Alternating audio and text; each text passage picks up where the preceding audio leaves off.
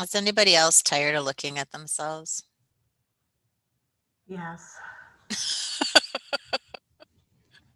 you see that Halloween costume? I saw it on the news or something, but it was somebody was going as Zoom. You know, it was like a screen with all these different faces. Pretty clever. Well, it's typically I get up in the morning, you get ready, you make sure that like nothing's hair's not sticking out or whatever, and then you go to work, and then I don't pay any attention again until the end of the day, maybe not even then. But now every hour you're reminded if it's a bad hair day. That's right. All right. Another cabinet.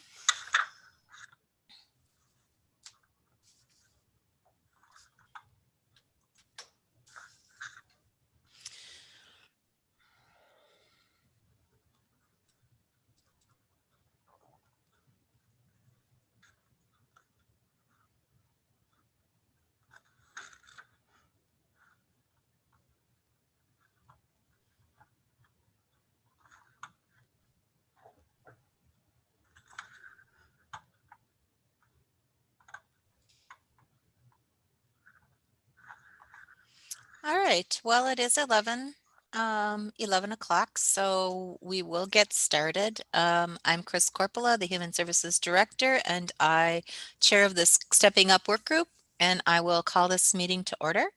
And then let's do a round of, I guess, introduction / roll call / figure out who's here at this meeting. So I'll just go around in the order in which I see you. Sarah? So I'm Sarah Benedict, the Criminal Justice Coordinator for Dunn County. Kyle? Is that me? Yep. Oh, Kyle Kleitz, Executive Director, Center for Independent Living for Western Wisconsin. Sandy? Sandy Frigo, Criminal Justice Assessor. Heather? Heather Pica, Program Director and Reentry Coordinator. Melissa? Melissa Biskin, Corrections Field Supervisor for the Department of Corrections. Santana? Santana Stati, the Crisis Coordinator for Dunn County Human Services. Okay. And is it Say? Good morning, everyone. I'm Say Kim. I'm the Executive Director of Wisconsin Milkwood Alliance. We run Monarch House Pure Run Respite. Jackie? Certified Peer Specialist, Reentry with SIL. Wendy? Morning, everyone. I'm Wendy Winger. I'm one of the behavioral health managers at Dunn County Human Services. Heidi? Heidi Hooten with Stepping Stones. I'm the shelter coordinator. All right. And then you'll also see Chris DeVinda on the screen. She is our IT support for these meetings. She has learned more about the inner workings of Dunn County than anyone ever wanted to know ever under any circumstances by having to sit through every Zoom meeting. Yep. All right. So first item of business. Oh, sorry to interrupt. Go ahead. Add that we've got Mary Campbell Wood also on. She can see us, but we can't see her. So Yep. Nope. We cannot see working on her. it, but she's there. All right. Awesome. And Mary's with Pepin County, Pepin, Buffalo County. First item of our business is approval of the minutes from September 29th. I would entertain a motion to approve those.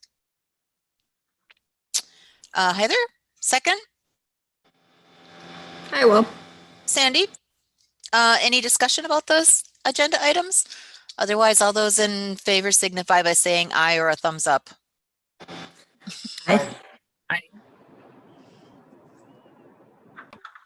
All right, we'll go with that.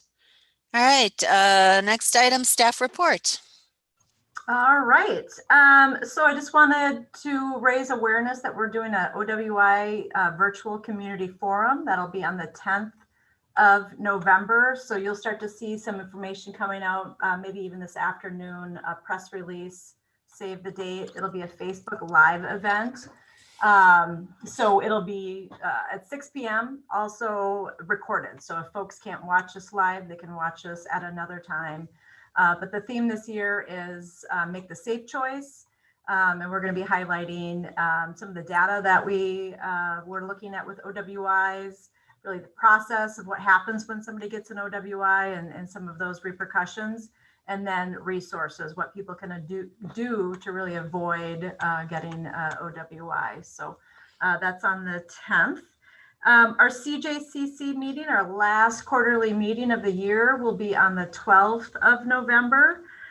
So I will be asking the council for a letter of support for our reentry program for 2021.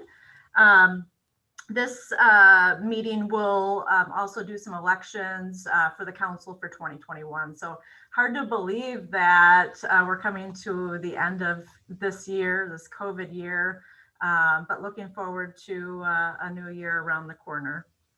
And then as far as the re-entry update, I'll do a couple updates and I'll probably hand it over to Heather just to add, and Jackie and Kyle. But we have filed the third quarter grant reimbursement for re-entry. So we do have a sizable amount of dollars sitting there with that second peer specialist position still unfilled. So we're going to be talking some more about some other ideas, in our agenda here, but essentially we have unspent money and we want to spend it down the best we can. So we've got this year, and then next year is a full year of funding. So just want to throw that out there. We've also started doing just weekly kind of touching base with the reentry program, making sure that folks that are out there in the community are getting served and the support that they need. So with the reentry program really kind of getting more diffused outside of jail, it's important for us to stay connected. So that seems to be going well. Heather, updates that you have on reentry? So we're continuing to get some more people. Our jail population is still staying pretty low, with the majority of ours not being eligible for one reason or another. Maybe they're not on a quarantine status where they can engage in programming, but the majority are either DOC inmates or waiting to go to prison to, so we don't have the higher numbers that we were getting originally in our orientation prior to COVID being an issue for our facility and everywhere in Dunn County. But we're still working strongly with the individuals that are signing up, and some are re-engaging that were initially in the program that kind of took a hiatus for a little while and then are reaching back out. So some good stuff happening. Jackie or Kyle, anything that you'd want to add from your perspective? Nope. No, I have nothing to add. I mean, just still trying to function in the time of COVID as best we can. So. Yep. All right, back to you, Chris. That's our staff report, unless there's questions about anything we covered or didn't cover. No, other than we missed that someone that we're looking at got married since the last time we were together, I think. When did you get married, Heather? The 19th. I think we had a meeting since then. We did. We just failed to bring it to your attention. So Heather got hitched and Krista got a new house. Anybody else have anything momentous that happened in their lives? God, no. Apparently not Wendy.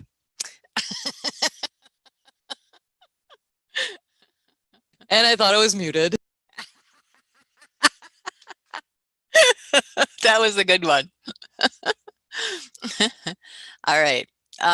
Number 5 on our Mary agenda. had it just came up to me. Mary gained a grandbaby. Awesome. A girl baby or a boy baby? A beautiful grandson. And what is his name? Wyatt. Wyatt. Oh, fun. First one? Oh, that's even more special. Yeah, He's not spoiled or anything. I've been reading to him every day. Awesome. Awesome. All right. Well, congratulations to all of you that have had fun things happen in the last month. I think sometimes in our weird COVID world, we don't necessarily get to share as much about all of some of that just fun banter that happens before and after meetings that lets you know that people have lives outside of pandemics and elections. SIM draft input and feedback. So we had our SIM report sent to us in draft from the Policy Research Associates.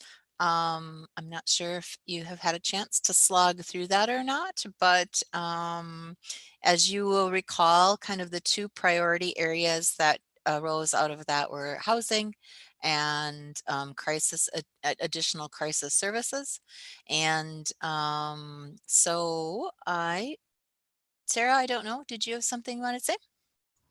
Yeah, so there was a couple of different things that went out in the packet. So one was the draft report. So they are looking for feedback. So that can be funneled to me, or you can just really directly respond. There's a couple other components. They had a survey that they wanted us to complete to kind of measure our perceptions of some different points. And then they also had an evaluation form that they had sent out.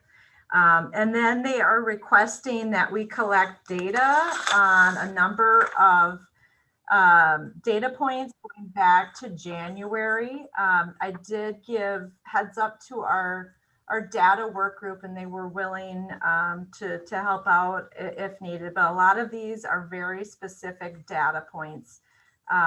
Like the number of mental health crisis calls, the count, the number of emergency department admissions for psychiatric reasons.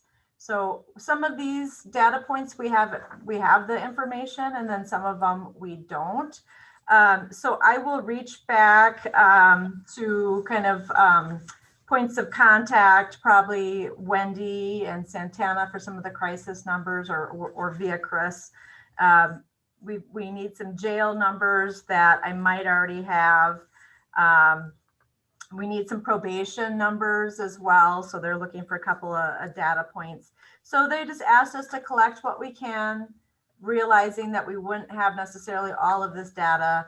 And they're just looking for the first 6 months of this year. So I will, again, reach out to you guys for specific data to see if you're able to generate that data, or let me know that no, we don't have that available.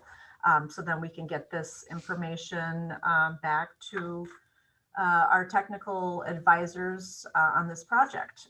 So they're really looking for the evaluation, the input, any feedback, some of the data before they're going to finalize that draft report. So we just got the draft so far. So that's not quite the final product, but that should be coming shortly, I would assume. Any questions on SIM? Okay. All right, back to you, Chris. All right. And re-entry transitional housing discussion. So this sort of directly ties, I think, into that whole housing discussion, but also was an idea that came out of some re-entry discussions. So I don't know who's gonna.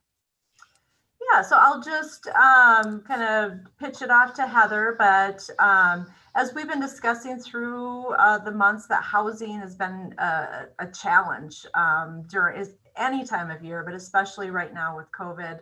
It's been difficult for that transition from jail back to community. So we, or Heather, was brainstorming to come up with some possible solutions. So we wanted to open up that discussion. So I'm just going to hand it over to Heather to kind of lead this discussion. All right, so we kind of created a little mini team with Jackie and Heidi, who all are game players in this, and knowing how huge of a need this is for our reentry participants. Being the fact that we have some additional funding because of COVID and not being able to hire that second peer specialist full-time and having those dollar amounts allocated towards that, we explored the potential of doing a rental agreement with a landlord in town. So the way that we are thinking this may work with the right approval and stuff is we modeled it after a couple of other similar ones are going on in different counties. So it'd be something like our reentry participants would have the ability to stay in this house. We developed some rough draft rules of what that would look like for each participant. And then we would get a landlord that would be able to work with us. So I know that there's a house available right now that I've been trying to get in contact with Lancer Group and over there. And I know Heidi has a really good connection with them already for working with some of her clients over at Stepping Stones, and see if a house is available that would be a 5-bedroom, and if they're willing to work with us in kind of doing a residential 1-year lease, and their willingness to explore this with some, established rules and stuff like that. But I think for other people or for the landlord, sorry, I have voices going on in my head with my radio too. So, it's guaranteed money, and a lot of landlords aren't necessarily getting that with some of this COVID stuff going on. We also have students that aren't physically here right now because they have the ability to do online education too. So there's rentals available. So I think they might have a drive or an interest to have some of that guaranteed funding. So we worked on establishing the rules and essentially a contract that can be edited and modified that individuals would have to sign, that I can forward on. But I think we want to discuss if it's something that we'd be willing to consider with some of this extra funding, because some of the people coming out of here were without having housing available, we're putting them in a hotel, and that's going to dry up a lot of money quickly versus renting a house would be greatly less expensive and more stable for an individual. Thoughts, discussion? One little question. Do you know if any of these people served would be military service members or veterans? Like, do you track that at all? We do, and honestly, I can't remember the last person that we've had in reentry that was part of military.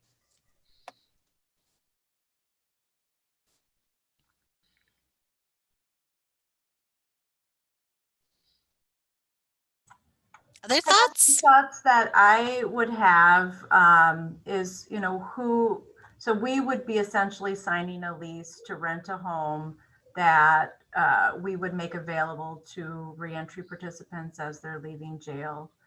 And that makes sense, because a lot of our participants can't afford a full apartment or to rent a full house, but they could rent a room. So that makes sense. But as far as who's renting the house and who's responsible for the behaviors and who's responsible for any damage, that would come back to whoever signed the lease, right? I'm not sure the legalities. And Chris, when you and I kind of just spoke briefly about this, just as far as the concept, I think that would be something that we would need to explore, is our ability to sign a lease and what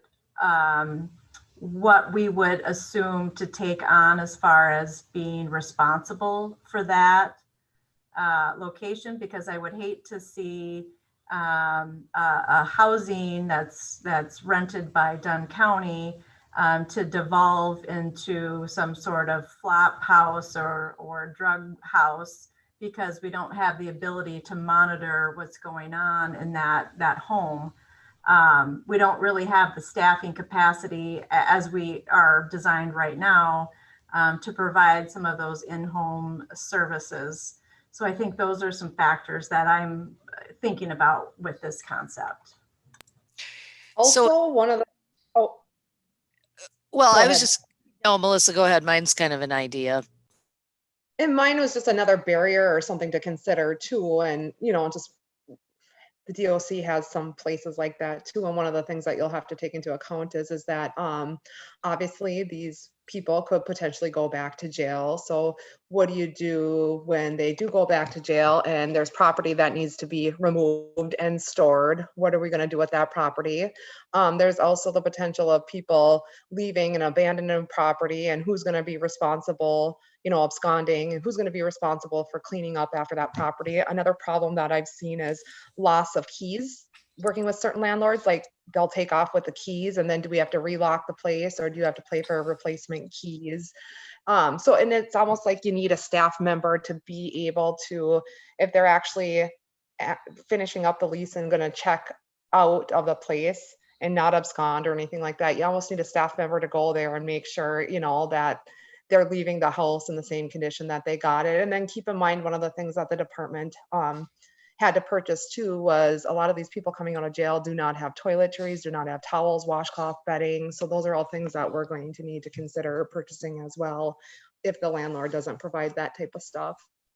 So just thoughts, and we can have a deeper discussion about that, but just some of the problems that, and not even problems, but barriers that the department has identified with some of the housing and TLPs that we have. About This 10 is Go ahead. This is kind of, I was going to say, one of my concerns would be, I mean, if it was Jackie going in to be checking on this house and stuff, especially with COVID, I really would be hesitant to having a staff going in and out of just to be checking on people and checking on conditions, those kind of things.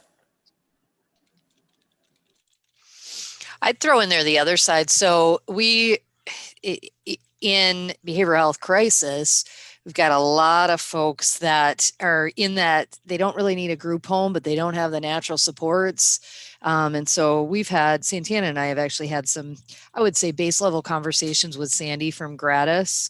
And her wild idea is to buy a house very similar to what you all are talking about, but have an in-home case manager. And so they get that extra support. I don't know what the funding looks like, but she wants to do this. So not to say that we've already started the process, but it's definitely an idea. I think you're right, everything that's been said, and just how do we maintain the house and set those good boundaries and expectations. And then what happens if it doesn't work there? What are those resources? Because that's a big thing. We've had some difficulties right now. We've got a fellow who is not making it. He doesn't need group home level of care, but he's not making it independently. And just now he rented a room with somebody, and we're trying to figure out, is it mental health or is it maybe like personality autism type stuff? And he just actually got into some pretty big criminal stuff the last time he was detained. And so he kind of falls into this mix as well. So I think it could be a dual, if we needed that. Not to say the jail population wouldn't have the numbers, but I do think there'd be more from mental health crisis as well. So Sandy is a great resource. And she's thought about this. She really wants to buy a house. So I was going to share that about 10 years ago, I spent a day in Winona touring and learning, and I have all my notes in my Buffalo County office, but part of the day we went to a house in Winona, similar to what you're talking about, and they had some loose supervision of it, but to some extent it was sort of like peer monitored, and they had agreements they had to sign, and it had been going for several years. I think it might have been part of that community cares program that Human Services was a part of. Has anyone got any knowledge about the Winona house like that? And this was not just jail reentry, but I think there were some mental health referrals to the house too. It was like a transition house. I want to say there were like 5 or 6 rooms in it. Does it ring a bell with anyone? Mm-mm. No, but it sounds great. I'll see if I can learn more, and I might know one of the people who helped to originate it. And then if I can find anything, I'll share it with you. And I can't remember like who owned the house or some of those other issues, how that was handled. But I mean, it seemed like it had been going long enough that it was had worked out a lot of those problems. So.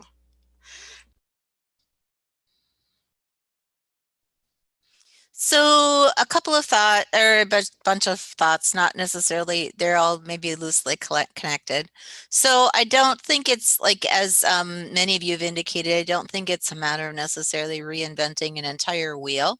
I know that, so I know that the Department of Corrections, actually the Department of Health Services does lease agreements for their serious sex offenders who are coming out of the sex offender treatment, the 980 offenders. Oh, granted, those are not popular arrangements that DHS as in the state DHS does with landlords, and they have to make it essentially lucrative to get people to come on board to be willing to do that. But there might be some, and we can get a contact person from, I can get the name of a contact person from DHS that does that work. But I am concerned about I'm more than us navigating the logistics of figuring out a place and the funding, and the logistics of the legalities of it, because I think we can pick away at that and we can figure it out. And I'm all about thinking about outside the box. I am concerned about staff capacity to do the project, because I don't know who's going to do that in order to do that well. So the other thing that I thought about was, when Sarah and I talked the other day, was kind of not letting that idea go, but thinking about it, or like putting the framework together so that we can watch for grant opportunities to be able to have the kind of staffing that might be able to pull that kind of a thing off. I mean, housing is enough of an issue nationwide, but certainly in Wisconsin, that I wouldn't be surprised that we start to see some money flow through to address some of the housing needs of disadvantaged populations. So, but we could have it all ready to go when we saw some money. But the flip side of it is, since we have some money now, can we reverse it, and can we figure out how to lay the groundwork with a landlord that allows essentially us to, because I know, Heidi, you've said this all along, one of the things that always helps is when someone's willing to go with someone to talk to a landlord, that we essentially guarantee the funding for the lease, but the person that's going to be looking for the housing actually becomes the leasee. And I realize we might be talking about apples and oranges, because I think it sounds like, Heather, you guys were talking about like short term, like instead of going to a hotel, you would have a different spot that would be less expensive to do. The other thing would be, under that arrangement, would a landlord, for guaranteed funding, be willing to do it without a lease agreement? I mean, would they be willing to leave a space available, and then just that it just simply would be, we would be clear that it was solely just transitional housing? I don't know. I mean, that raises the risk that it's going to be successful, because you get every kind of behavior probably from people with no monitoring. But like, so I don't know. I'm sorry, I'll stop babbling.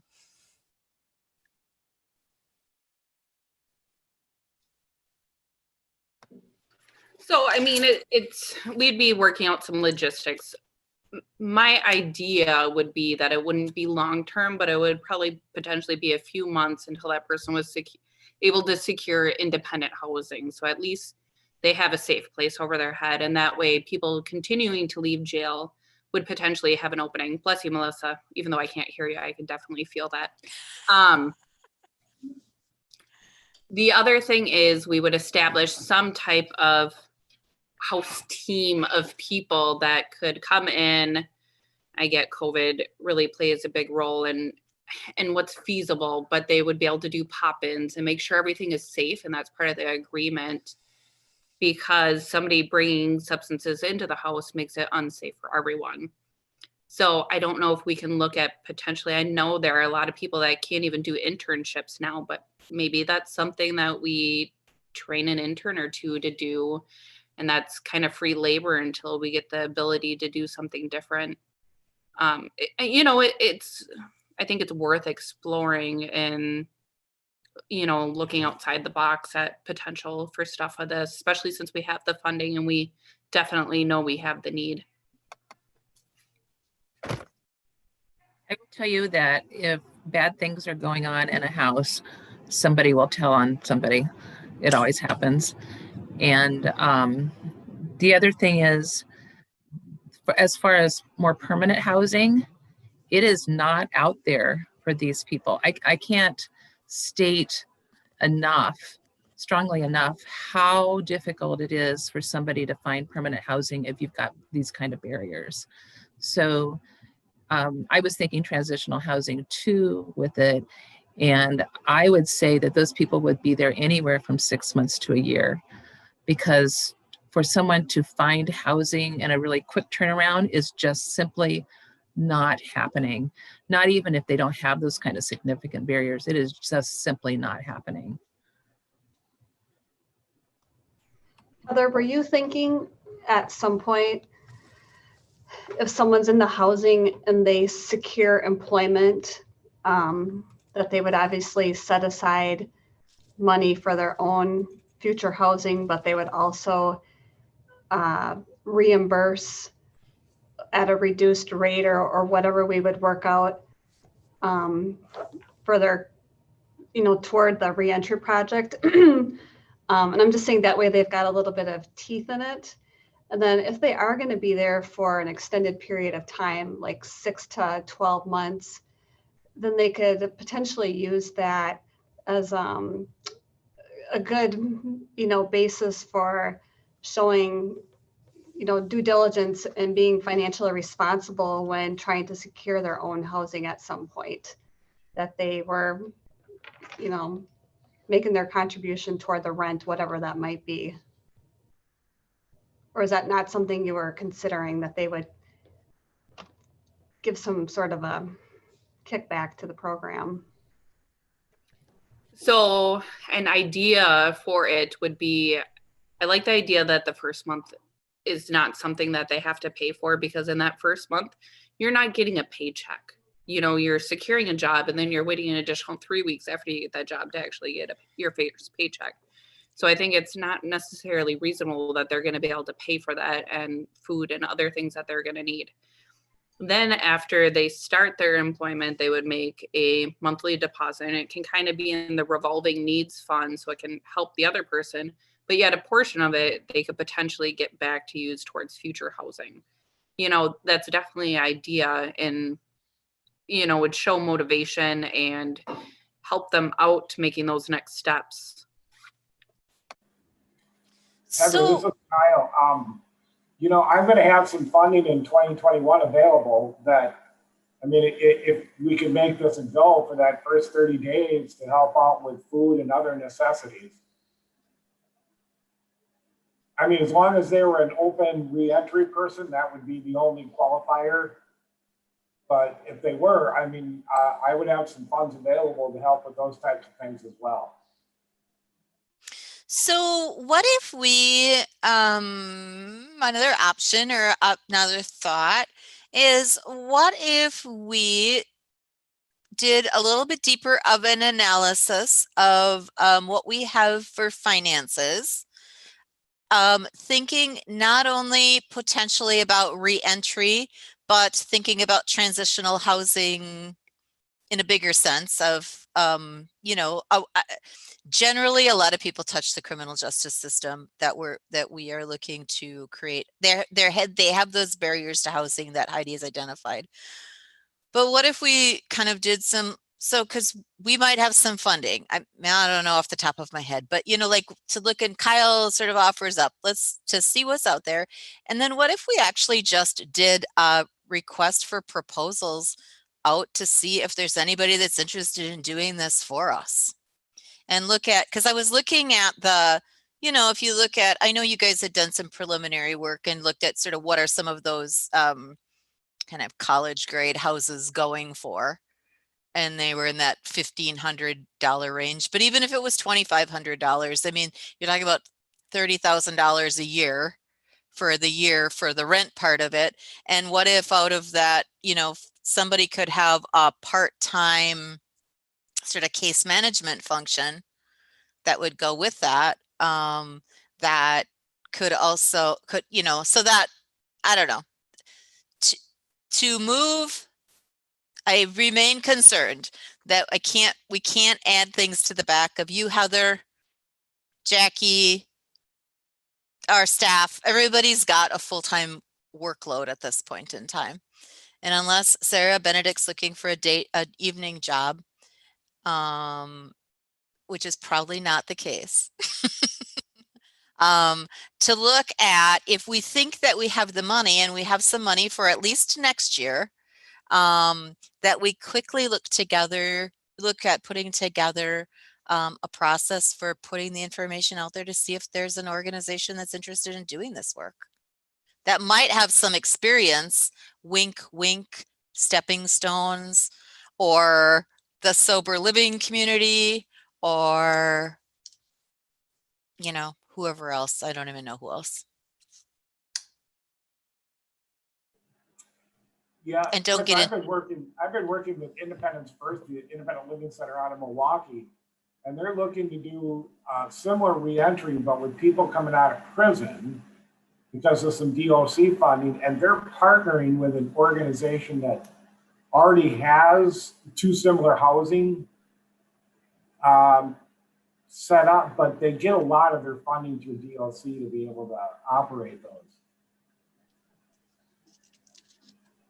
But I love this idea. I mean, housing, as Heidi said, is one of the biggest needs. And even if we could tackle that from the first 30, 60, 90 days, or even 6 months for a person, that just takes all of that anxiety off of their shoulders and gives them an opportunity to succeed. And maybe within that, then if you have a situation in which you have even, say, 3 bedrooms in a home, maybe 2 bedrooms are people that are there a little bit longer term and looking at obtaining permanent housing, and maybe one of them is truly transitional coming out.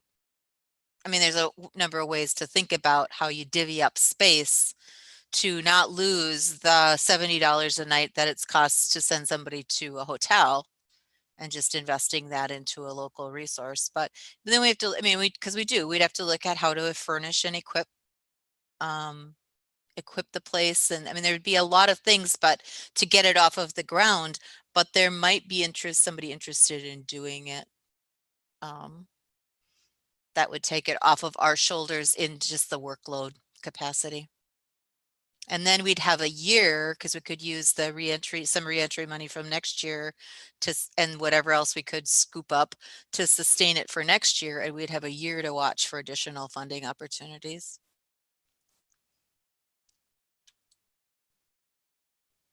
I might have missed something, but I'm hoping that the plan that's been kind of delayed for sharing the a certified reentry peer specialist, like between Dunn, Buffalo, and Pepin counties, that something didn't happen where that got taken away or taken off the table. No, I think we have to talk about the reality of that coming to fruition. Are we going to get that second halftime position filled? Because it's been vacant for most of this year. I don't know how the employment landscape's looking out there. We were talking about it, and it was just a little bit put on hold because of being able to get in the jails. Jail. other things, Yeah, but but I this don't is want it gonna to be on hold continue. indefinitely. I think the reality of how the jail's operating under COVID is going to continue for the foreseeable future. It's probably getting even more difficult to access the jail. I mean, it has been. It's to the point now that I don't think getting that up. I mean, certainly we can get somebody up and started and kind of doing what Jackie's doing, kind of working remotely. It's harder to build those relationships, but right, we've kind of had that sitting there on the table, but it hasn't been, it's not progressing to the point where we're going to, if we're going to use those funds or not. So right now, that's where those funds have been earmarked. But with some new, with this discussion, that's part of our discussion here is how do we want to spend the money? How realistic is it to get that peer specialist position? We know we have the housing need, but obviously this isn't a quick fix either. So, I think we need to think about how we want to use those funds. But right now it's been, since probably springtime or earlier that position hasn't been filled. So we've got that money just sitting there. Yeah, and I don't want to take away from this conversation, but I don't want to close the door on that plan that we had developed to be sharing like the 50-50 position, even though it hasn't happened yet. I want to keep the door open for it to happen. Advertised right now, or is there a plan to advertise it? No, I mean, if I remember from our last discussions, it was, we were looking at being able to hire one full-time person that would be part-time Dunn County, but given, even with Jackie, her limited access, I mean, I don't even know if she would need a part-time person to assist at this point, because just with everything with COVID and her limited access to the jail. Well, we're going to run into, and I certainly hear your thoughts, Marion, your commitment and passion to that, making that happen. But we're probably at, we're well at least 6 months out from anything changing, if not longer, and then we're going to run out of money. I mean, for it as it currently exists, because we've got one more year. Doesn't mean we can't, again, continue to explore how that might happen when the world opens up. And, and then the other practical reality is we have an election next week, which can also change the landscape in terms of what some of this funding stuff looks like on down the line. But yeah. So I think noted that there's a continued desire to look at that, but we're also going to have we also are going to have to figure out not only how to finish spending this year's money, but to spend next year's money. And I mean, one question, I don't know, have we ever asked Sarah if they'll let us carry some over? They did last year, but I think that was because they were having technical issues or staffing shortages. But typically it's it kind of ends at the end of the year, and then it kind of re-ups. Our colleagues up in Bayfield County did reach out to me because they were concerned that they weren't spending their money as they had planned. Because a lot of it goes into contracts to bring people into the jail for classes and things. And with that not going on, we were just kind of hopeful that perhaps we'd even get an extra year of funding, because this is federal pass-through funding. So it's federal funding. That also comes with different strings and rules. But I know some of the other federal grants kind of had been extended. So that might be a possibility for this one as well. But unknowns across the board, really. Yeah. I just want to say I absolutely support housing. So don't misunderstand that I'm, they're both needed, and I support that, and I recognize the need. Just want to keep the door open for the reentry work too. Thank you. Makes total sense. Heidi, I know that I've heard you speak in other groups about the Community Health Partnership Housing Group. And I know that there sounds like, and so this, I'm going to say this and then you can tell me whether I'm accurate or not. Sounds like some of the focus there is trying to get a housing study completed. Are there other things that are happening with that group? Yeah, our main focus in the housing action team was to get a housing study done. And we have sent in a grant request from the Community Foundation. They had some money set aside for that. So the other thing the group has been working on is a new landlord list. And Jamie over at the bridge has an intern, lucky person. And she took all the information I got from the city and has been compiling it for me. So once that's done, we can start calling all these people and asking them a series of questions and putting together a new landlord list, which will be really helpful. So that's about it right now, though. And I know this calls for speculation on your part, but do you think, based on the relationship that you have developed with some of the local landlords, that there would be interest in the concept, however it might be administered, but interest in the concept of sort of an entire transitional housing place that somebody would actually rent if we put the effort into trying to figure that out? I think there's a couple of landlords that might be willing to do that. I think I thought of Lancer Group because they do a lot of management of smaller landlords, and some of those are bigger houses, and a lot of them are student housing. And the guy that is the head person was a Winter Haven volunteer, and I know he has a heart for homeless people. So I'm hopeful that I think some of them would do it. And, you know, it's always more enticing when they come with a whole shift of people. So if they're, you know, involved in treatment court and have a PO and, you know, other social workers and all that, that's a lot more appealing than if they would try to do it on their own. So, Okay. yeah, I mean, there are landlords who absolutely would not do it. And I think there are a couple that would. So, yeah, I think they'd try it out. So I'd suggest maybe a three-pronged approach. Maybe there's four. I don't know, because I didn't think to count through them in my head to begin with. So we'll see how many there come out to be.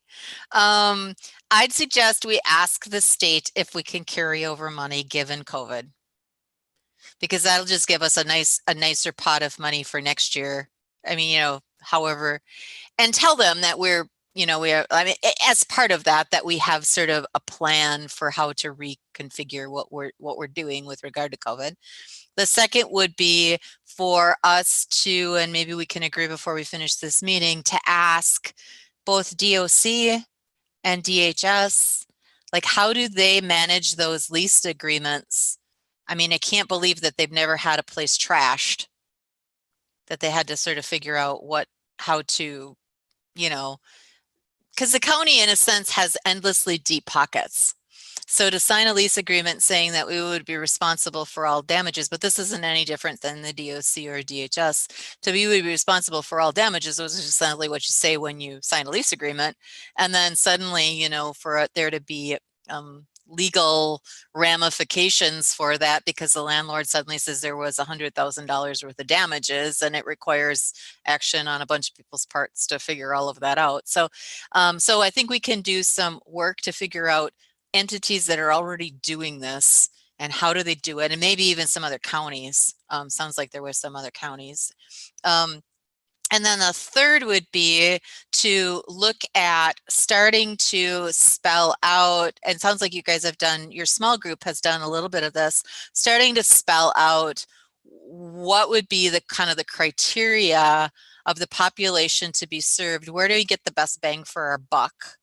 And I don't mean that really literally in terms of a dollar, it was just a saying, but like what's the population to be served and in what size? And then maybe Sarah and I can do some work together on thinking about how we might be able to begin to craft an RFP to get out to just see if there's any interest in a community from a community entity in a project like this. So that we kind of create the framework and the outline, but then in an RFP, what happens is the proposer kind of tells you how they would actually put the meat on the bones to that outline. Does that move us along in enough of a fashion to make the work that you guys have done, Heather, Jackie, Heidi, not for naught? I would just add, I think if we could also, the different agencies, entities, think about additional funding that could help Oh, yes. supplement this project. Yep. Thinking Yep. about Yep. I think, like in some of it, like for us, and we're obviously a large organization, but for some of us, it would be better investment of our funds versus how we might be doing it now. Like you say, like sort of instead of spending X amount of dollars to put somebody up in a hotel room because we don't have somewhere else for them to go. If we do that 10 nights a year, that's $700. Can you use that differently in some other capacity? So. All right. Well, thank you very much to you guys for taking the time out to start to think about how that might happen and to move us forward. Let's see here. What do we have? Melissa, can you figure out how a contact or get some information as to how DOC does that? Yep, I can do that. Okay. And I can check on, I've got a DHS contact from our work with the 980 offenders and how they do those lease agreements. And so I can follow up on that. And then let's try to move forward pretty quickly because the money is burning a hole in our pocket. I wonder where that phrase came from. When did money ever burn a hole in someone's pocket? Typically this grant comes open again at the end of the year, and then we've got a month or a couple of weeks to form our proposal. So that will be happening in December. So if we are looking at next year, it's kind of good timing to start the groundwork now. Okay. All right. On a similar note to one of the priorities that came out of SIM, Wendy's not here. Wendy's missing in action.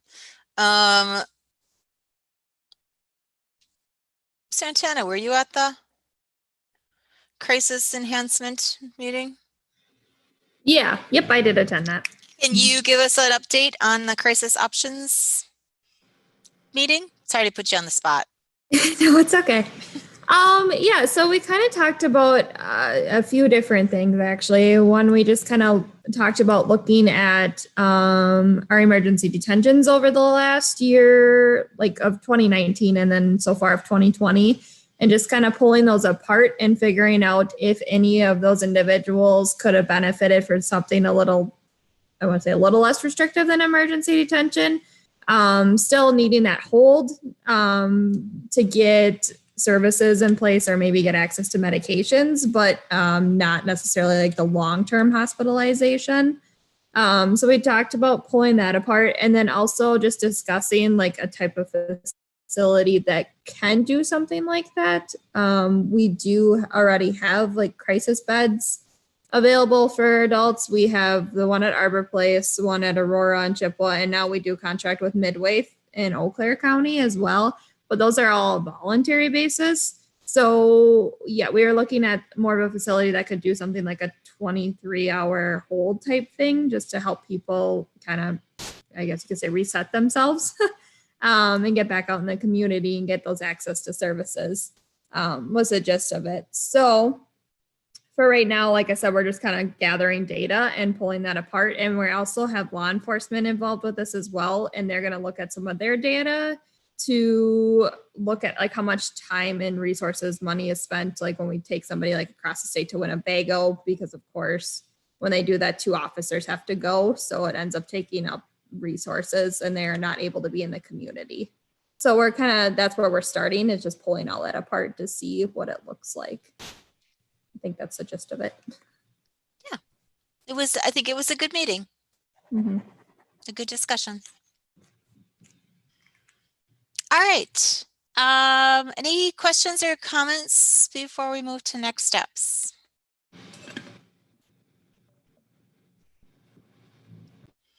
All right. Well, it sounds like we spelled out our next steps. We can get the minutes out maybe sooner than later, Sarah, so that people have got those and know kind of what we're working on. And then we are set tentatively to meet a little bit more than a month from now on Tuesday, December 1st. What does that date look doable? Chris, I do have one thing to share before your meeting's over. Oh, okay. Yeah. Do you want to do that now? Go ahead. Sure. We did hire someone in the 1-year position, well, about 1.5-year position for the veterans and military service members and the justice system, and they started on Monday. His name is John Weaver. He is a active duty Army member and combat veteran, and was a UW Stout student in the criminal justice rehab program and transferred to River Falls in a criminology major. And the project will be addressing Dunn, Pepin, and Buffalo counties. And one of the first parts of the phase 1 of the program is doing like a situational analysis and like focus groups, interviews, surveys. So one of the stakeholders would be your organization and or the Dunn County CJCC. So I guess I'd like you to tell me what would be a good way for him to learn from you, like issues, strengths, challenges, from your points of view with military service members and veterans. And hopefully in the next couple of months, because the phase 1 is probably like 3 to 4 months long, and then we'll be developing some resources and a training presentation in phase 2. And then the phase 3 is the battle buddy, civilian battle buddy model and pilot. Well, one idea that I have, this isn't veteran specific, but it certainly will give him a pretty quick snapshot of the criminal justice system and Dunn County, is for him to be sit in on our next data work group, or one of the data work group meetings, because we review every month. Sarah brings us the previous month or 2, sometimes 2 months worth of all of the data around all of the programs that we are currently providing and what those numbers look like and successes and all of that sort of stuff, as well as we now have some information around you know, the efficacy of them and their recidivism. So I think that's like one way to get sort of a good like dive into kind of the bigger picture of the CJCC. And I think that also our CJCC meeting, quarterly meeting is coming up here in November, so that'd be an easy one to zoom into. And kind of get an oversight of that. But then I would say within that, obviously, any area then that sort of piques his interest and he wants to dig a little bit deeper into, I think anybody here, I'm going to speak for them, would be glad to speak to him about that specifically, as well as Greg's, Quinn's been involved, you know, in a number of these capacities. So I think he's got a pretty good finger on the pulse as well. But just from a, like, I don't even know what I don't know kind of standpoint, those 2 meetings would be a good opportunity to get a pretty good exposure to some of the work that's happening here in Dunn County. Thank you. So I'll work with you, Sarah, on connecting him for those, right? Yep, absolutely. Yep. And the invites haven't gone out yet, so I think I would just need his email to invite him. Okay. Yep. And Greg Quinn will be his direct supervisor. I'm the overall project supervisor. So yeah, we're pretty enthused about that. What do they call you in that? What do they call that? Something Principal investigator. Yes. Like Yeah, the first I'm time I the heard that, I'm PI. like, what the heck is that? Yeah. But yeah, fancy education term. Yeah. And just keep in mind, this is just like a exciting possibility. There may be some opportunities for corporate support for veterans in reentry that I am shaking the bushes on. So if there's anything that you can identify as, needs, and I don't know if it would have to be only for veterans, but it'd be primarily for veterans. I might be able to find some funding that we can add to our pots. Nice. So thank you. All right. Back to December 1st, Tuesday, a month from now. Does that work? Thumbs up? So that would be a combo for November, December. Okay. Just because we typically meet that last week of the month, that's Thanksgiving week. And then we've got Christmas a couple of weeks, after that. So that would be maybe our last meeting of the year, but it could depend on the progress that we make with this housing issue too. So we can always schedule another meeting in December. I might have asked this before, but like for this next meeting, would you want to schedule it longer, like say an hour and a half? Probably not a bad idea. Yep, we can do that. Yep. Good plan. And I really like green. I wear a size 8 shoe. And let's see, what else do you need to know for my Christmas list? Oh, you're not buying me presents? Dang. So is that burning in your pocket green? All right. Absent anything else, it is noon. And I thank you all for being here and for a good conversation. And it sounds like we've got some projects in the works. So that's exciting. Thanks, everybody. Thanks.